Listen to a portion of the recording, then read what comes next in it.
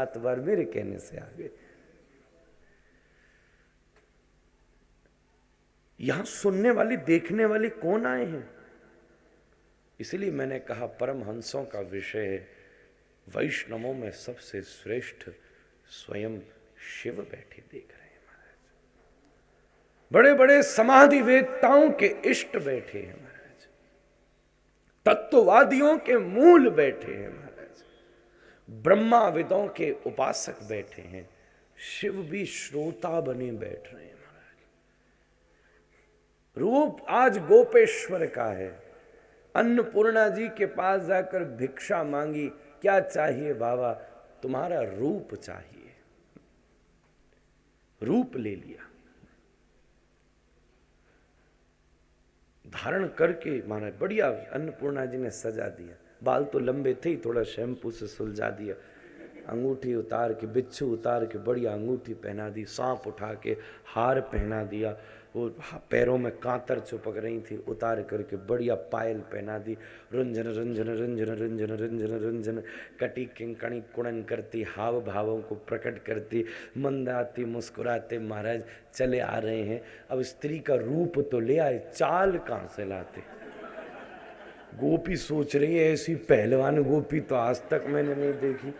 घूंघट उठा के देखा तो नथनी कुंडल के साथ मूछा भी लंबी। बोले ये तो गोपेश्वर पधारे।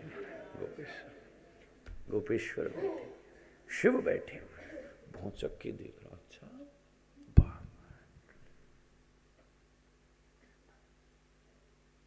ऐसी स्थिति में कहीं ऐसी लीला में तुम आनंद बड़ा आएगा, पर आनंद का अतिरेक आए, व्यतिरेक आ गया तो झंझट पड़ जाएगा।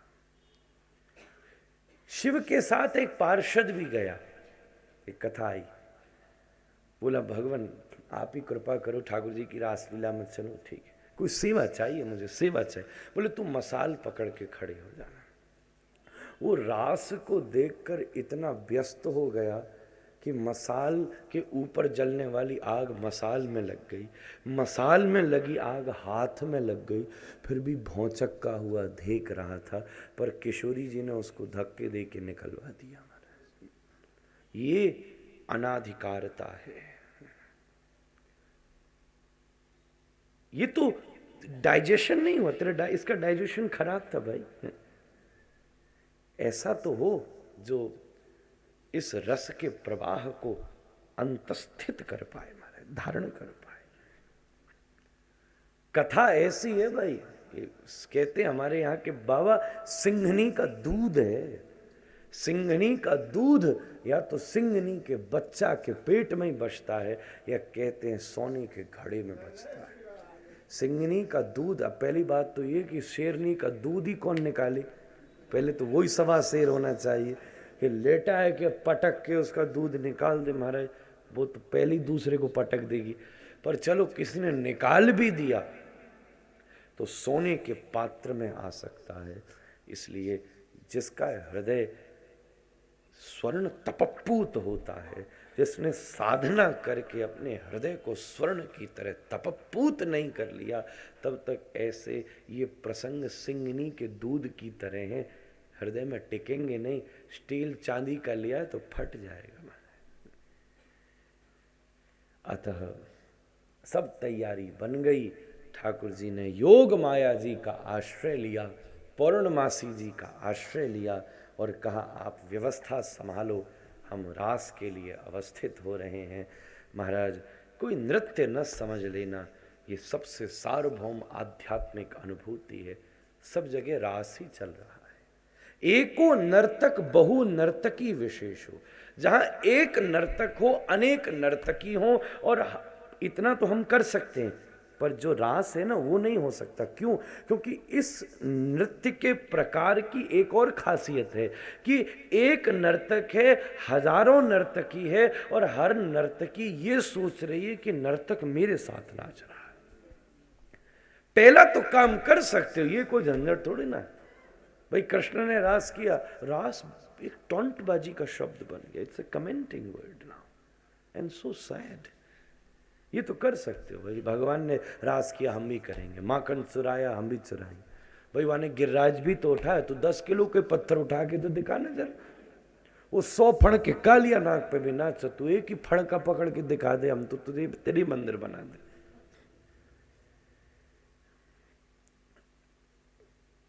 कृष्ण लीला आस्वादनीय है, सब जगह का अपना अपना रस होता है। कान में डालने वाली दवाई आंखों में डालोगे तो आंखें सड़ जाएंगी। राम का वो चरित्र है जो आचरण को स्वस्थ करता है, कृष्ण की वो लीला है जो आस्वादन को स्वस्थ करती है। राम की लीला आचरण की दवाई है और कृष्ण की लीला श्रवण की औषधि है। महाराज, सार्वभौमिकता, सब जगह रास ही चल रहा है। सूर्य बीच में है, चारों ग्रह नृत्य कर रहे हैं, देखो ये रास नहीं है क्या? एक बीज कब पौधे में बदल जाता है, उसका विकास हो जाता है। सारी धरती एक केंद्र के मध्य चल रही है। यहां भी आप मुख में देखो, अनंत दंत राशि है, जिह्वा नृत्य करी जा रही है, शब्दों का एक रास चल रहा है, आप सबका एक केंद्र बना हुआ है। मुझे तो बिंदु बिंदु में रास दिखता है। कौन सी ऐसी बिंदु है जिसमें रास न चल रहा हो? सब जगह श्री गोविंद विराजमान है। एक सुना रहा है, आप 50 सुन रहे हो, केंद्र एक है, नृत्य है। भगवान ने बहुत गहरी बात बड़े नृत्य के साथ कह दी। प्रारंभ हुआ, पौर्णमासी जी को आज्ञा दी, व्यवस्था संभालो।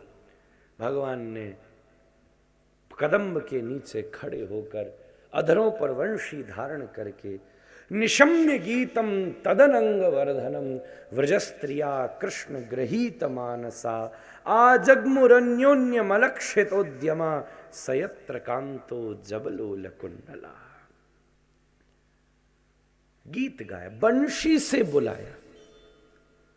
वाद्यों में गुरुदेव वर्णन करते हैं बंशी प्राणों से बजती है। एक स्ट्रिंग्ड है, स्ट्रिंग्ड, परकशन एंड विंड, 3 वाद्य।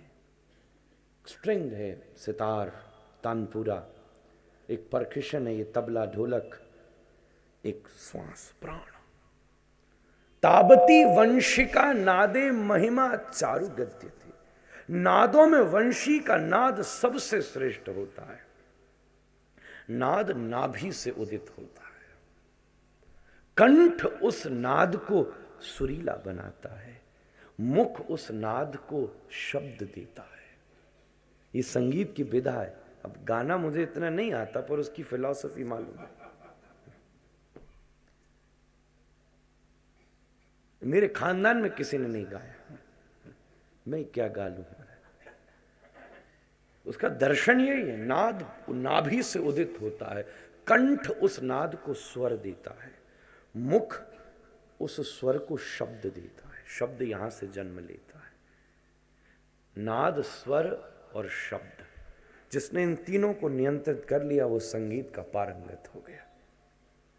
ये उसका फिलॉसफी तो मालूम है, गाना इतना नहीं, मुझ पे ही नहीं नियंत्रित हुए अभी तक। अतः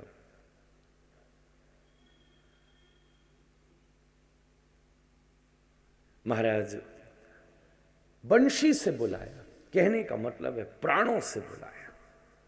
बंशी भी 3 प्रकार की होती है। एक है मुरली, ये जो शब्द है ना, इनके पीछे की व्याख्या ही अलग है। एक है ठाकुर जी 3 प्रकार की बजाते हैं, मुरली, आकर्षणी और वंशी। तीनों का अलग अलग स्तर है। हम तो जो मर्जी डाल देते हैं, पर ठाकुर कौन सा है उसके हिसाब से डालनी पड़ेगी। अगर आपके यहाँ गिरधारी की सेवा है, जो भगवान ने गिरिराज जी उठा रखे हैं, तो मुरली धारण होगी, क्योंकि मुरली वो है जिसका नाद सब सुन सकते हैं। आकर्षणी वो है जिसका नाद गैया सुन श्रवण करती है, और वंशी वो है जिसका नाद गोपी श्रवण करती है। एक साउंड का वॉल्यूम होता है, उसका एक ऑरा है, वेव लेंथ है, that's the right word. Sound की एक वेव लेंथ है। आपकी कान एक वेवलेंथ से नीचे भी नहीं सुन सकता और एक वेवलेंथ से ऊपर भी नहीं सुन सकता। श्री कृष्ण की संगीत विधा ऐसी है जो वेवलेंथ को भी नियंत्रित कर सकते हैं महाराज। इसलिए भगवान को कहते अखिल करा गुरूर। वंशी से बुलाया मतलब प्राणों से बुलाया, प्राणों से बजती है बंशी, श्वासों से बजती है। गोपी को प्राण से बुलाया, हृदय से बुलाया। जब तक मन से ना बुलाओ अपना थोड़ी ना आएगा।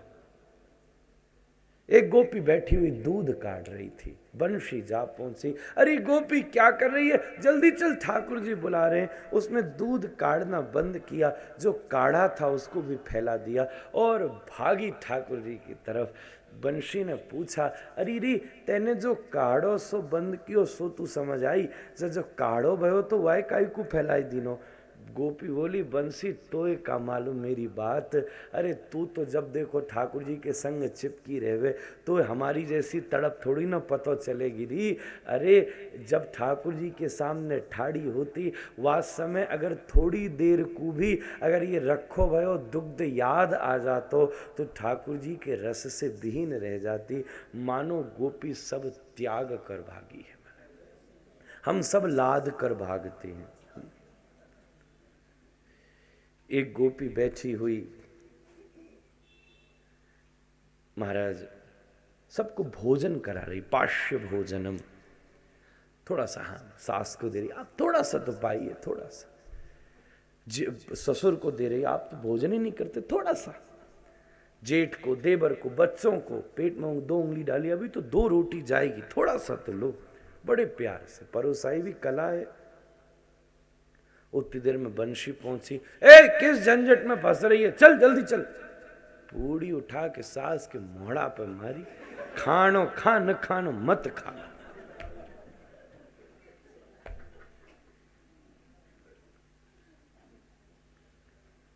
यही तो, एक क्षण पहले आसक्त दिख रही, एक क्षण में अनासक्त हो गई। जीवन ऐसा ही है। शेक्सपियर लिखता है, the world is a stage and we are merely players. Kunti कहती है, नटो नाट्य धरो यथा। ये दुनिया एक बड़ा भारी खेल चल रहा है, वी आर मियरली प्लेयर्स। एक प्ले है और हम उसके प्लेयर्स हैं। अब भाई एक अभिनय चल रहा है तो आप भी अभिनय करो। Why you getting serious, why you getting serious. If ये अगर प्ले है, कोई रोल बन रहा है, तो आप अपना रोल बढ़िया से करो। एक व्यक्ति रामलीला में रावण बना, पर वो ऐसा रावण बन गया कि रामलीला के बाद वो अपने आप को रावण ही समझता था। रात में करवट भी नहीं लेता, 10 मुंह मेरे, पतली गली से टेढ़ा जाता, यू नो।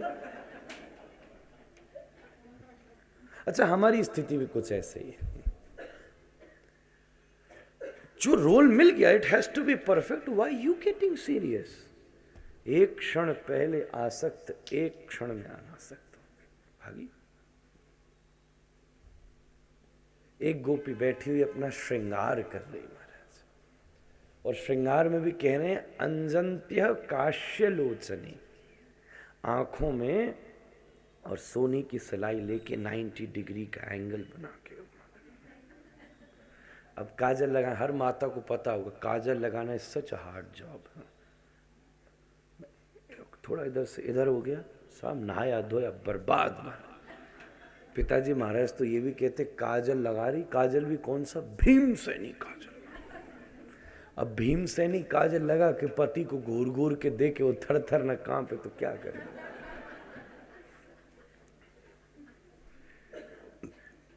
उतनी देर में बंशी पहुंची। अरे किस चक्कर में फंस रही है, चल तुझे गोपाल बुला रहे। सोने की सलाई फेंकी, निकाला काजल, सब अपने ऊपर ऐसे ही उल्टा सीधा पोत लिया। जो ऊपर के कपड़ा नीचे, नीचे के कपड़ा ऊपर, अस्त व्यस्त होकर भागी। व्यत्यस्त वस्त्राभरणा बंशी बोली ये तेने क्या किया, गोपी बोली निगोड़ी तोय का मालूम। इस दुनिया में मेरो ही तो प्रिय ऐसा है जो ये नहीं देखता कौन लंबा कौन छोटा। व्याधस्या चरणम ध्रुवस्य चबयो विद्या गजेंद्रस्य का कुब्जाया किमुनाम रूप मधिकम किम तत्सुदाम्नो धनम वंशः को विदुरस्य यादव पते रुग्रस्य किम पौरुषम भक्त्या तुष्यति केवलम नच गुणैः भक्ति प्रियो माधव। अगर आचरण देखते तो बाण मारने वाले व्याध का क्या आचरण था, विद्या देखते तो डूब रहे हाथी की क्या विद्या थी, पुरुषार्थ देखते तो उग्रसेन का क्या पुरुषार्थ था, धन देखते तो सुदामा का क्या धन था, वंश देखते तो विदुर का क्या वंश था, अवस्था देखते तो ध्रुव और प्रहलाद की क्या अवस्था थी। हरि कुछ नहीं देखता, देखता है तो तुम्हारे हृदय में उमड़ रही भक्ति देखता है।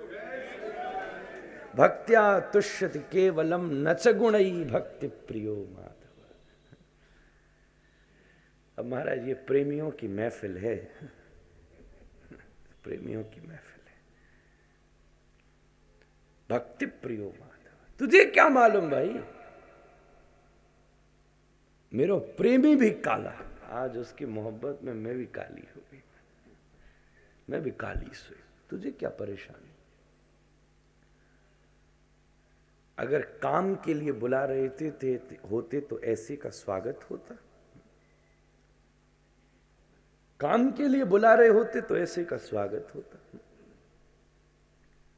आप ही बताओ, पति बाहर लाउंज में ड्राइंग रूम में वेट कर रहा हो और पत्नी श्रृंगार करके आए, पायल के हार पहन ले, हार की पायल पहन ले, नथनी के कुंडल, कुंडल के नथनी, उल्ट सुल्ट होकर आए, पति कहेगा पार्टी में बाद में चलते, हॉस्पिटल चल पहले चलते। व्यत्यस्त वस्त्राभरणा, इसलिए ये देहासक्तों की लीला नहीं है। अगर देह प्रमुख होता तो ऐसी को धक्का दे के निकाल दिया जाता। ये देह प्रमुखवादियों की नहीं है, ये कामियों की जगह नहीं है, ये कामजयियों की जगह है, कामजयियों की जगह है। स्वागत हो गया, आई आई पधारिए। एक आई, उसको तो जाने से रोक दिया, दरवाजा बंद कर दिया, तू नहीं जा सकती।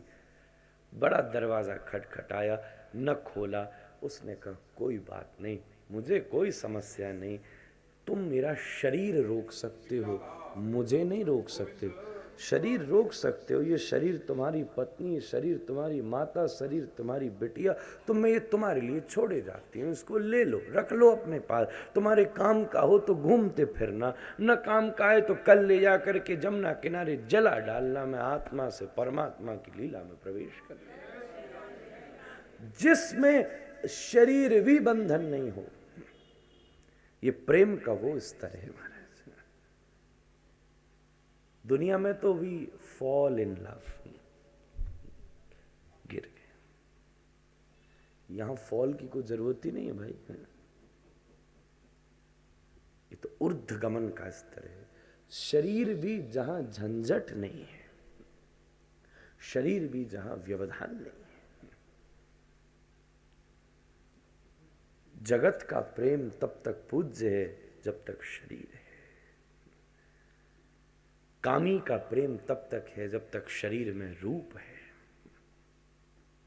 शरीर में भी रूप है तब तक उसकी स्थिति जमी रहेगी। पर प्रेम का ये स्तर है जहां उसकी भी जरूरत नहीं। मीरा 1 सेकंड में भाग पड़ी, कोई बात नहीं, जहर देना दे दो। औरों को जहर दिख रहा था, उसको तो जहर में भी पिघला हुआ शाम दिख रहा था। तू आ गया, लो, ऐसे न मिला ऐसे ले जाती है।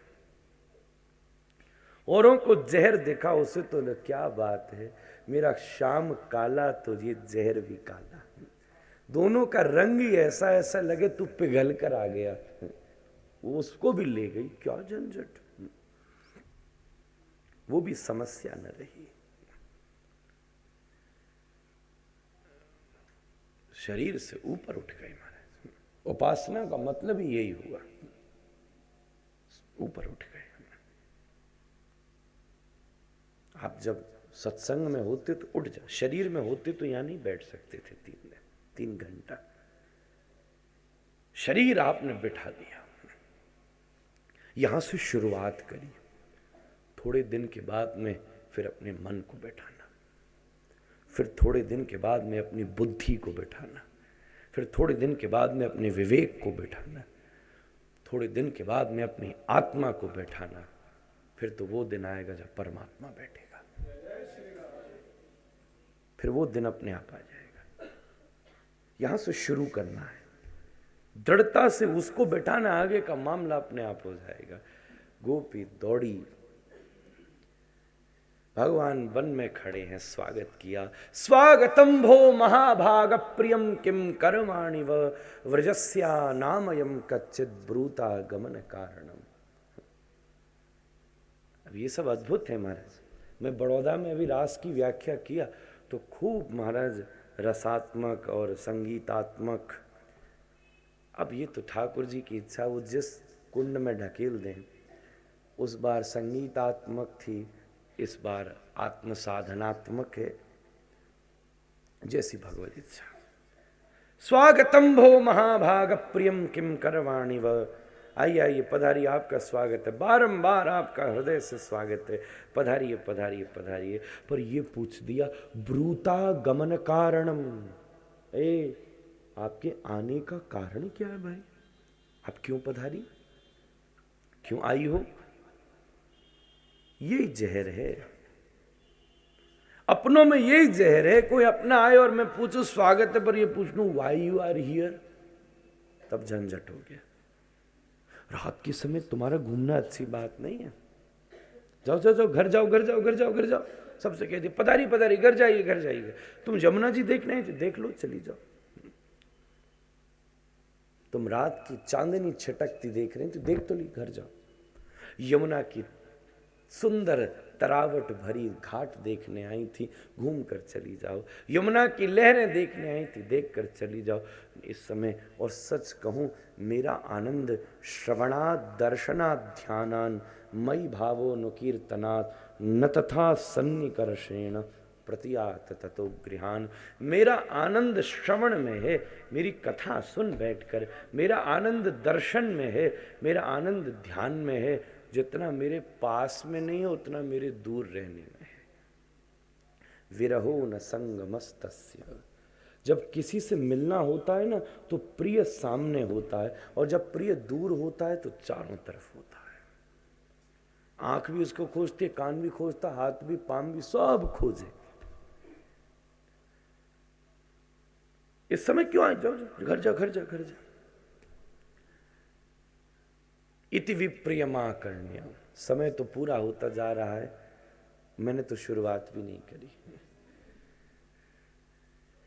इति विप्रियमाकर्ण्य गोप्यो गोविंद भाषितम विषण्णा भग्न संकल्पा चिंता मापुर दुरत्ययाम कृत्याम मुखान्यवसुचशुशनेन शुश्रुद बिंबाधराणि चरणेन भुवम लिखन्त्य अस्त्रैरुपात्तमसभि कुचकुंकुमानि तस्थुर मृजंत उरुदुःख भरास्म तूष्णिम प्रेष्ठम प्रियेतरमिव प्रतिभाषमाणं कृष्णं तदर्थ विनिवर्तित सर्वकाम नेत्रे विमृज्य रुदितो पहते स्म किंचिद संभ्रम गदगद गिरो ब्रुवतानुरक्ता।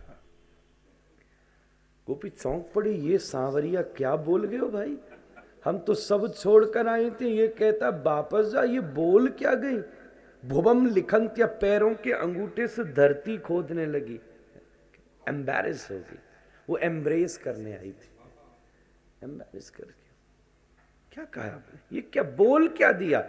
मैबम विभोर हति भवान गदितुम नृशंसम समत्यज्य सर्व विषयांस तव पाद मूलम भक्ता भजस्व दुर्वग्रहमा त्यजास्मान देवो यथादि पुरुषो भजते मुमुक्षुन।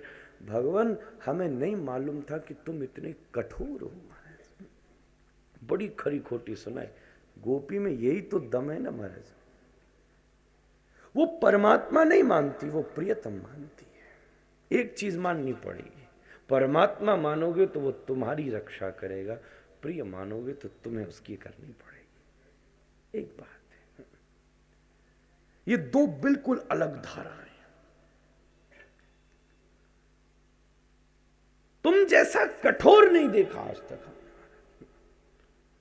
हमने कहा ना रामलीला से भी गोपी आई हैं ऋषि बनकर, तो रामलीला का ही मानो दृष्टांत देती हुई कह रही हैं, समतिज सर्व विषयांस तव पाद मूलम। हे भगवान, विभीषण जब राम जी के शरण में आया ना, तो क्या बोला उसने, समतिज बांधव जन्म च विभीषण, कि मैं अपने रिश्तेदारों को छोड़कर आया हूं। विभीषण ने लंका नहीं छोड़ी कभी, विभीषण ने रिश्तेदार छोड़े। लंका तो राम जी ने आते ही उसको दे दी, लंकेश बना दिया, तू लंकेश। लक्ष्मण जी ने माथा पीट लिया, भगवान आपका भी कोई पता नहीं, एक भाई आया लंकेश बना दिया, कल क्या पता रावण भी आ जाए जय भगवान राम जी की, फिर क्या करोगे। राम जी बोले चिंता क्यों करता है, विभीषण को लंकेश बनाया तो रावण को अवधेश बना दूंगा, हम जंगलों में ही अच्छे सही, क्या जरूरत है।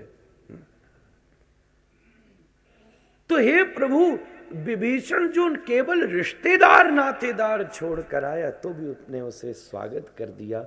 अरे वो तो रिश्तेदार छोड़ कर आया था, हम तो समत्यज सर्व विषयांस, सारे विषय के कूड़े को, उस तरफ का घाट ही नहीं है। There is nothing there where we can go back, ना कुछ है ही नहीं उधर। तो आपने कैसे बोल दिया।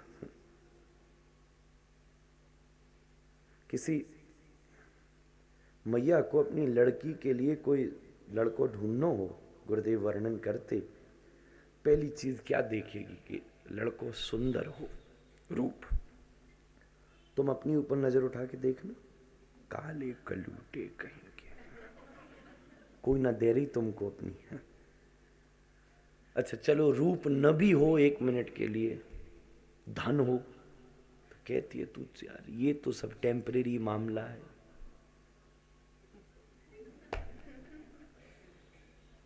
धन के नाम पे तुम क्या करते हो, गैया की पूंछ मोड़ के हुर्र हुर्र करते थे। छोरो क्या करे, बोले ग्वाला है, न ये। चलो गुण हो, कोई स्पेशल गुण है, आज नहीं है 10 साल में हो जाएगा। गुण के नाम पे चोर जार शिखामणि, धरती का सबसे बड़ा चोटा मारा है, कौन देगा तुम्हें अपनी छोरी है? गोपी बोली जब कछु नहीं ना, ठाकुर बोलो जब कछु ना मेरे पास, तो रात में सब छोड़ के यहाँ आई काय को है फिर तू। ठाकुर बोलो एक ही चीज के लिए आई हूं, क्या?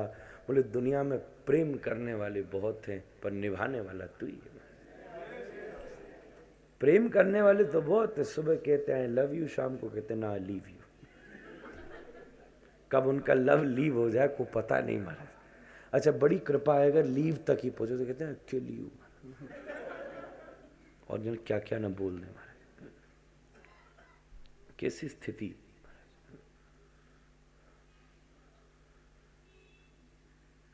महाराज भगवान आपने सबको निभा दिया, सबको निभा दिया। हाथी डूब रहा था, तुमने निभा दिया। द्रौपदी की गांठ खुल रही थी, तुमने निभा दिया। महाराज ऐसा निभाने वालों सरकार कहीं मिलने वाला नहीं, इसलिए आ गई मैं, ये भरोसा ले आया मुझे। बड़ी वेदांतियों की बात बोल गई। जैसे पति विदेश चला गया तो पति की फोटो लेकर रोज उसका इंतजार करती, पर एक दिन पति सच में आ गया।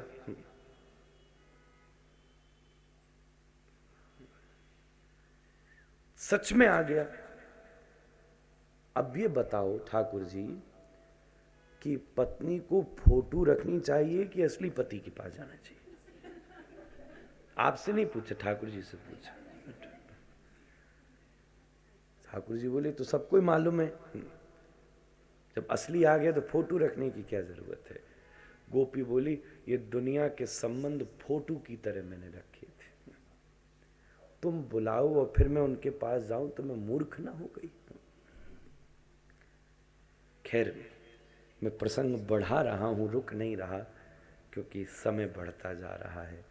महाराज, भगवान ने रास मंडल में प्रवेश किया। नृत्य के मध्य गोपी के मन में भाव आ गया, जिसके इशारे पर दुनिया नाचती है वो मेरे इशारे पर नाच रहा है। कैसा मेरा सौभाग्य है। भगवान को बड़ी खीज मची। राम राम राम। ये